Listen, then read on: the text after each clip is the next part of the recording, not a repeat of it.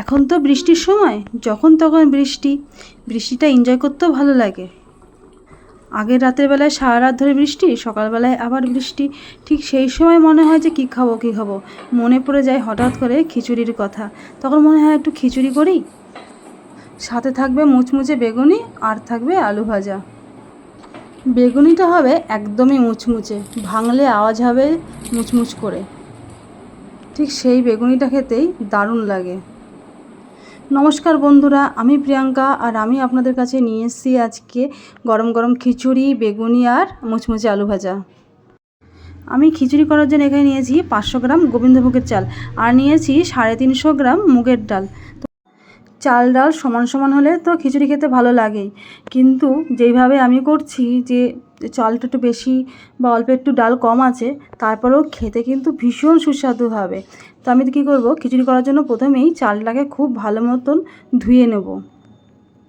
2-3 বার ভালো করে ধুয়ে চালটাকে আমি একটা চালির মধ্যে রেখে দেবো, জলটাকে পুরোপুরি ঝরার জন্য, মানে চালটা শুকনো করব আমি, তার জন্য চালটাকে ধুয়ে ভালো করে একটু শুকনো করতে দিলাম।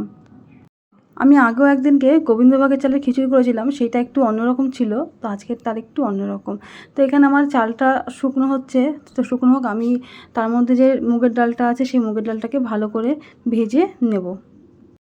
মুগের ডালটাকে না আমি একটু হালকা আঁচে ভাজবো যাতে পুড়ে না যায়। ডালটাকেও ভালো মতন ভেজে ধুয়ে নেব।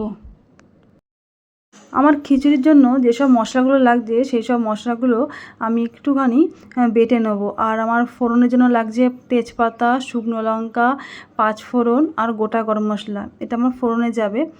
আর যেটা লাগবে মশলা বাটার জন্য, তার জন্য আমি একটা মিক্সিং বোলের মধ্যে একটু গোটা জিরে, তা আমি একটা বেশ পরিমাণ মতন আদা কেটে রেখে দিয়েছি, যতটুকু লাগবে আমার সেই আদাটুকু দিয়ে এর মধ্যে জল দিয়ে ভালো করে পেস্ট করে নেব।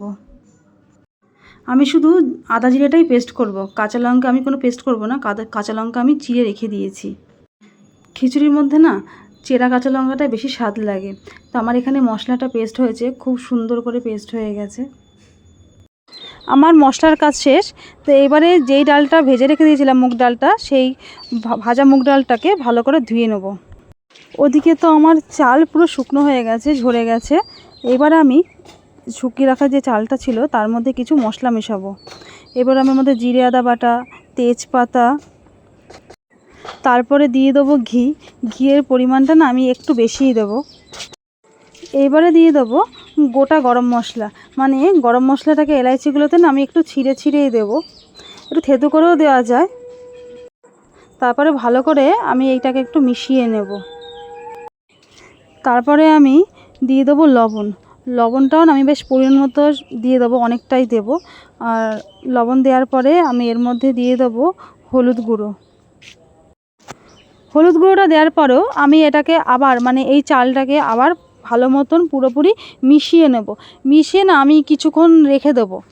কাঁচা লঙ্কাটা দিতে ভুলে গিয়েছিলাম, আমি এর মধ্যে যে চেরা কাঁচা লঙ্কাগুলো আমি সেটাও দিয়ে দেবো। দিয়ে আবার ভালো করে মেশাবো। মিশিয়ে আমি কিছু সময় এটাকে একটু ঢেকে রেখে দেবো, বেশিক্ষণ বলতে 15 মিনিট রেস্টে রাখলেই হবে। এবার আমি গ্যাস ধরিয়ে তারপরে আমি একটা হাঁড়ি চাপিয়ে দিলাম। এবার হাঁড়ির মধ্যে বেশ কিছুটা সাদা তেল দিলাম। তেলটা যখন খুব ভালো মতন গরম হয়ে যাবে, তার মধ্যে যে ফোড়নের জন্য যেগুলো রেখে দিয়েছিলাম, শুকনো লঙ্কা, তেজপাতা, গোটা গরম মশলা, 5 ফোড়ন, সেইগুলো দিয়ে দেবো।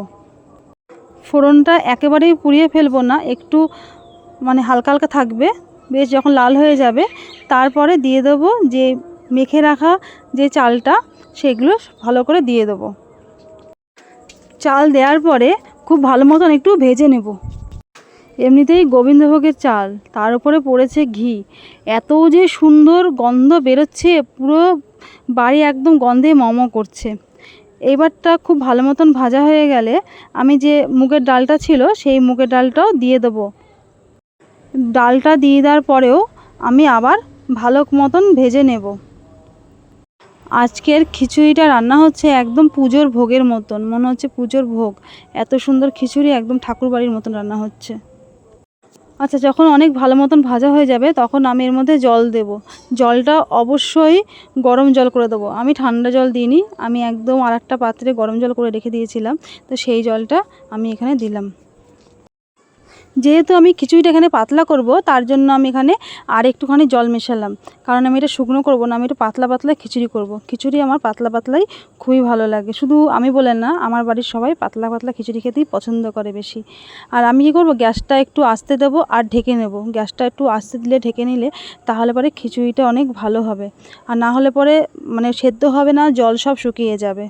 তো দেখুন আমার খিচুড়িটা প্রায় হয়েই গেছে, বোঝাই যাচ্ছে যে কি দারুণ সেদ্ধটা হয়েছে। আমি না তখন যে লবণ দিয়েছিলাম, মনে হলো আমার লবণ আরেকটু লাগতে পারে, যেহেতু বেড়ে অনেকটা হয়ে গেছে, তার জন্য আমি এর মধ্যে আরেকটু লবণ মেশালাম। আমার যেহেতু খিচুড়িটা পুরো হয়ে গেছে, তার জন্য আমি এর মধ্যে এখন চিনি মেশাবো। চিনিটা আগে মেশাবো না, চিনিটা খিচুড়িটা হয়ে যাওয়ার পরে মেশাবো। এবার তার উপরে দিয়ে দিলাম গরম মশলা। আমি গরম মশলা বেটে রেখে দিয়েছিলাম, আমি সেই গরম মশলাটাই দিয়েছি। তারপরে দিয়ে দিলাম ঘি, বেশ খানিকটাই ঘি দিয়েছি। যেহেতু গোবিন্দভোগের চালের খিচুড়ি, তার জন্য তো ঘিটা মাস্ট। দারুণ দারুণ, সত্যি খুব সুন্দর হয়েছে। আর এত সুন্দর যে গন্ধ বেরোচ্ছে, এই গন্ধের কথা আমি বলে বোঝাতে পারবো না। খিচুড়ির পাট তো শেষ, এবারে চলে যাই মুচমুচে আলু ভাজা আর বেগুনির জন্য। তো আমি এখানে আলু ভাজার জন্য কি করেছি, গোল গোল করে আলুগুলোকে কেটে নিয়েছি, একটু মোটা মোটাই করেছি, খুব বেশি পাতলা করিনি। এবারে হচ্ছে গিয়ে একটা কড়াইয়ের মধ্যে আলুগুলো দিয়ে, তার মধ্যে নুন হলুদ দিয়ে আমি কি করব, আলুগুলোকে একটু হাফ সেদ্ধ করে নেব। এইভাবে যদি আলুটা যদি একটু সেদ্ধ করে নেওয়া যায়, তাহলে এইটার যা বড়াটা হবে সেটা অনেক খেতে সুস্বাদু হবে, অনেকটা টেস্টি হবে। তো আমার এখানে দেখুন আলু মানে সেদ্ধ হয়ে গেছে। খুব বেশি যে সেদ্ধ করবো, একদম গলি ফেলবো তা না, একটু কম করব। তো আমার এটাকে আলু সেদ্ধ হয়ে গেছে, আমি কি করব, একটা বাটির মধ্যে করে ঢেলে নেব। আর বাকি যে জলটা আছে সেই জলটাকে ফেলে দেব। তো এই যে জলটা বেরিয়ে গেছে, ফেলে দেবো। প্রয়োজনে যদি সেরকম মনে হয় যে একটু গায়ে লেগে গেছে, তাহলে একটু আলু ঠান্ডা জল দিয়ে ধুয়ে নেওয়া যাবে। এবার আমি ব্যাটারটা গুলে নেব।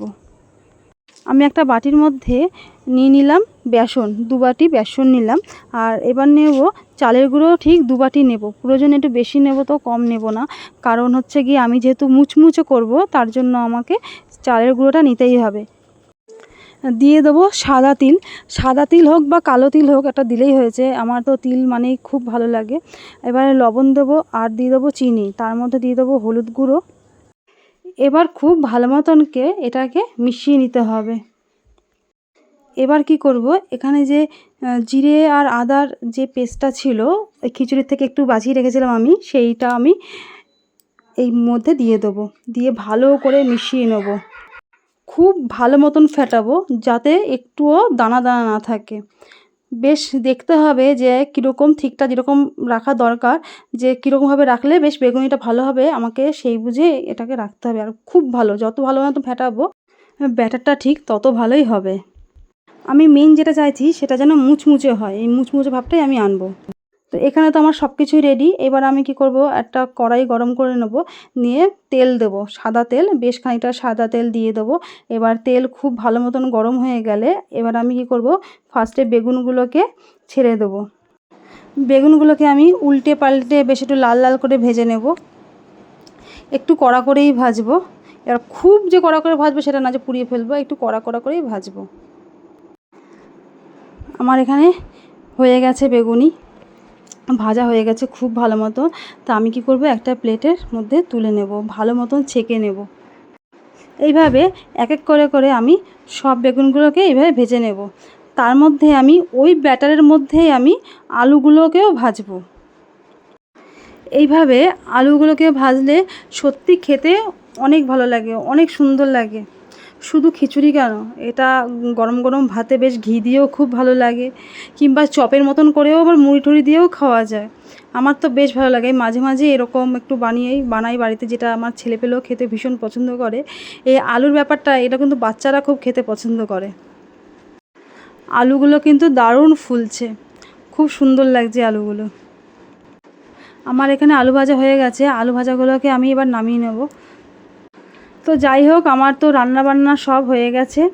বেশ গরম গরম খিচুড়ি, সাথে রয়েছে বেগুনি, আর রয়েছে মুচমুচে আলু ভাজা। বৃষ্টির দিনে এরকম একটা খাবার খেতে সত্যি খুব ভালো লাগে, ভীষণই ভালো লাগে। আর আমার এই রান্নাটা আপনাদের যদি ভালো লেগে থাকে তো প্লিজ একটা কমেন্ট করে জানাবেন আর অবশ্যই একটা লাইক করে দেবেন।